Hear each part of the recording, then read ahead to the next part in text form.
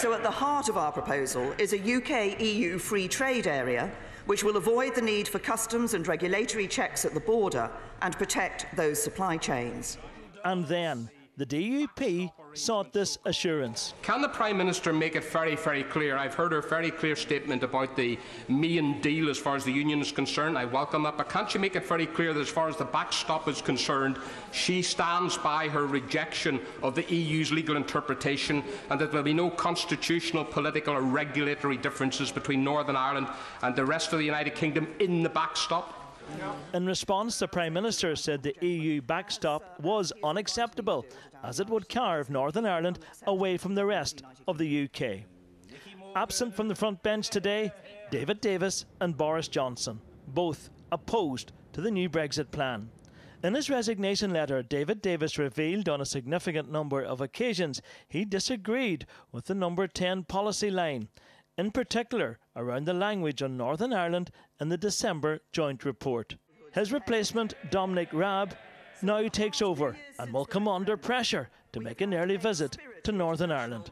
Away from Westminster, the focus remained on the Brexit policy and not the personalities. We will not be the collateral damage. Ireland's not picking up the tab for the Tory Brexit. That's not happening, whether there's an election or no election, and irrespective of who occupies number 10 Downing Street. And of course, the irony in all of this is that repeatedly Theresa May, as the current Prime Minister, has told us and assured us that the Good Friday Agreement would be protected. The internal challenges within the Conservative Party and within the government, of course, are a matter for the Prime Minister, and that goes for resignations or statements or contradictions that she has to deal with today. After today, the Brexit focus will shift to Thursday, when Theresa May publishes her long-awaited White Paper.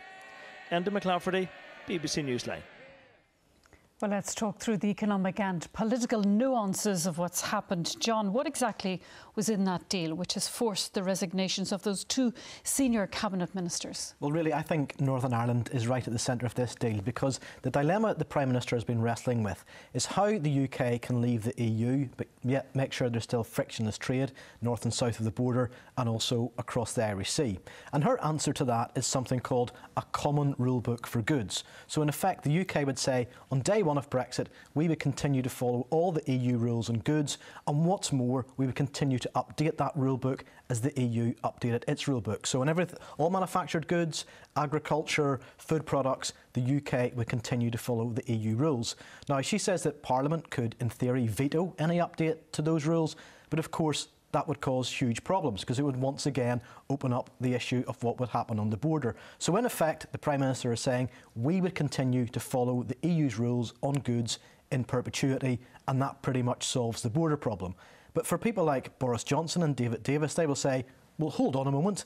That doesn't sound like taking back control. That sounds like we are continuing to be a rule taker rather than a rule maker, and that's why they have walked. And Boris Johnson this evening saying what the Prime Minister was proposing would make the UK into a colony of the EU. She sees it as creating a frictionless border, though. When it comes to the backstop that was agreed last December with the EU, does her new plan make that redundant?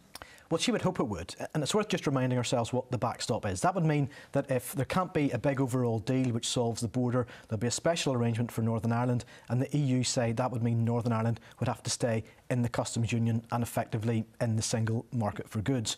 The Prime Minister opposes that. We heard her reassuring Nigel Dodds there that that will not happen. But nonetheless, in this document, she says the UK is still going to have to agree to some form of backstop.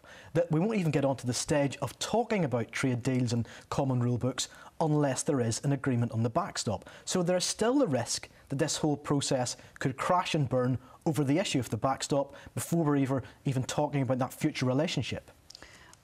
Mark, there's a lot of crashing and burning going on this afternoon. Double trouble, as I said, for Theresa May with that resignation of Boris Johnson and David Davis. What do you see the future now for Theresa May and the role of the DUP in the Commons? Well, I think it will depend very much, the DUP's influence, on what kind of tactics the Tory Brexiteers decide to adopt in the coming days and weeks. Boris Johnson, in his resignation letter, says that the government has a song to sing now, but it's stuck in his throat and he couldn't go along with it. The question is, what tune will the Brexiteers march along to? If they decide to launch a leadership bid, that is really going to be mainly an internal Conservative matter if they've got the necessary 48 letters to trigger a no-confidence motion in Theresa May. But if instead they decide to bide their time, and some of them have talked about going on strike in relation to crucial votes, then the DUP's support could become ever more vital for Theresa May, and it would make things, the arithmetic is already extremely tight in the Commons, it would make things even more tight. So far as the DUP is concerned, I think they're avoiding taking sides. They've obviously welcomed Theresa May's plan in as much as it treats Northern Ireland in the same way as the rest of the UK, but they're holding back on the detail, no doubt in order to see what the White Paper will say on all of that, but also to see which side of the Conservative Party comes out on top in this argument.